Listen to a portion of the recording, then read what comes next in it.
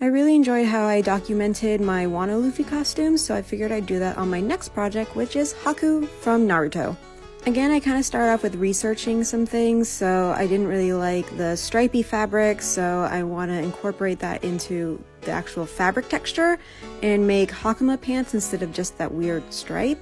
So I have the textured brocade, and then some twill, and then some rib knit, and then some linen. You can kind of pick up the texture there.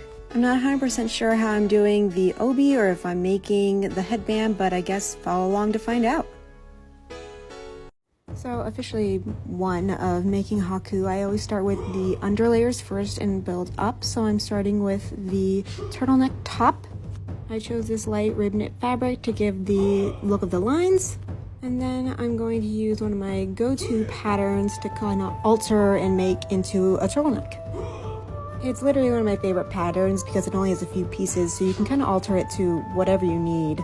So as you can see here, the front, I'm just going to make it a little bigger so it's not as form-fitting, and then cut it shorter on the shortened length area. I literally just used my serger to serge it up all together because it keeps the stretch. It's really easy. In my next video, I'm going to be talking about how to hem knit, so I hope it helps. With the last bits of Haku's turtleneck, I want to talk about finishing knit fabrics. Professionally sewn knits are usually done with a flat lock machine. Essentially, they serge and top stitch at the same time. You can see these done on t-shirts like I have here, where it's serged in the back, and you have a twin needle done on the top to help with elasticity. I don't have this machine, so I'm just going to use my serger to make the hem because I don't want a raw hem.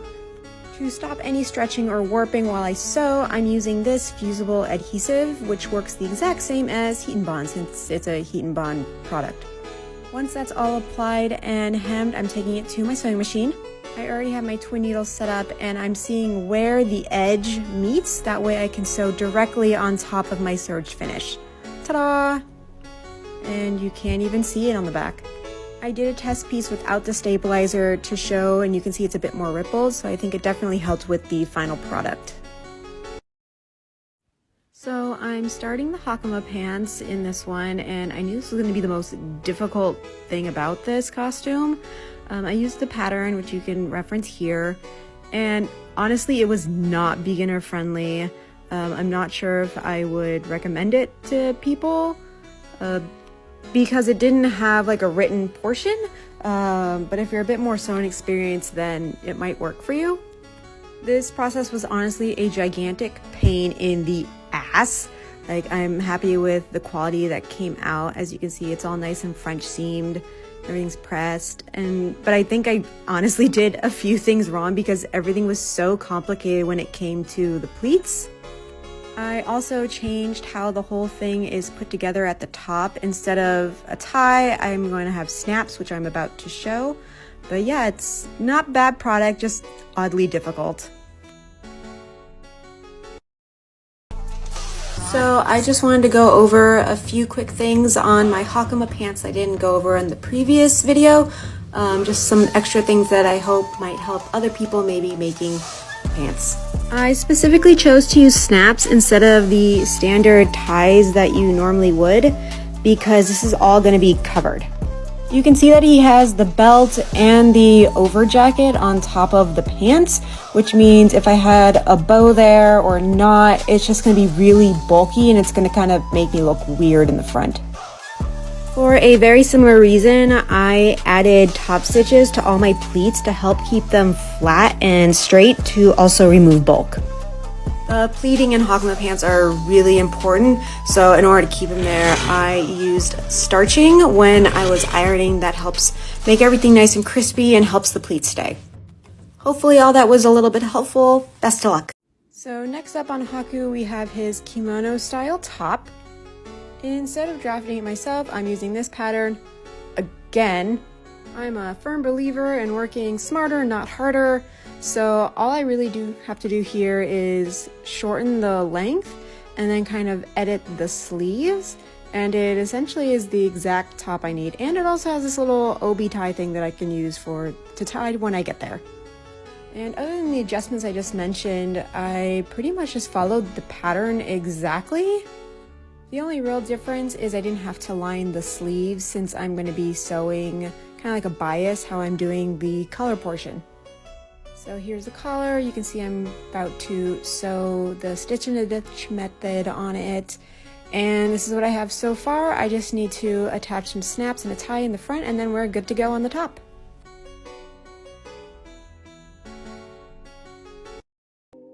So as I was sewing the stitch and ditch method for this piece on Haku, I just wanted to remind everybody that no one's perfect. So see, even people who have been doing this for a long time miss stitches, and that's totally okay.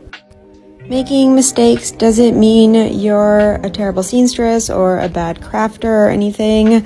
It just means you're not perfect, and nobody's perfect, so that's absolutely fine.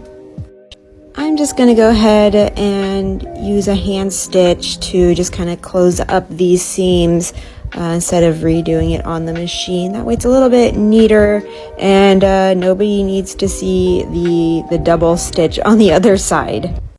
So Haku wears Geta sandals, and I just got these really cheap ones off Amazon with the intent to just cover them, but I didn't realize that these had them like nailed into the sandals, so I couldn't just like redo them. So I'm just gonna cover them with some scrap fabric I have. Obviously this is not optimal, but we're making it work, and I actually cut my scrap fabric a little too small, but I was very determined to make this work. So I'm literally just hand sewing it all together. And as you see, it didn't come out like horrible. It's absolutely not the neatest thing in the world, but is it fine for being on my feet? Yes. Is anyone gonna care about my shoes? No. So whatever, it's fine. So the final major piece of this costume is like Obi Tie thing. I didn't want to use the same twill as the pants, so I found this linen at Joann's. And then I also found these cotton trims, which obviously nothing ever comes in the color you need, so I'm just gonna dye them. Remember when dyeing fabrics to always look at what the fabric is made out of so you get the right dye. And here is the completed look of the trims.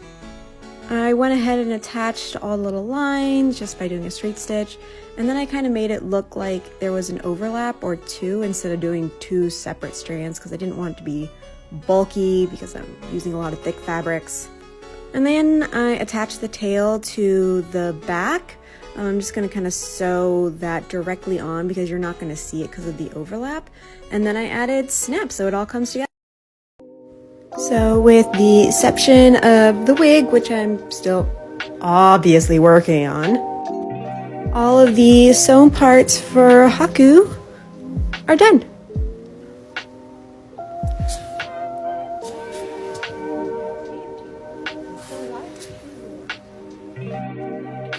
I am pretty happy with most things on the costume. The top could have been taken just a little bit, but I don't think it's awful for being baggy. I like how stiff the sleeves kind of like look and they pop out, and I'm really liking the way the Hakama Pants worked out with everything. So yeah, stoked. Hope you enjoyed the journey of the sewing process, and again, if you guys have any questions, ask.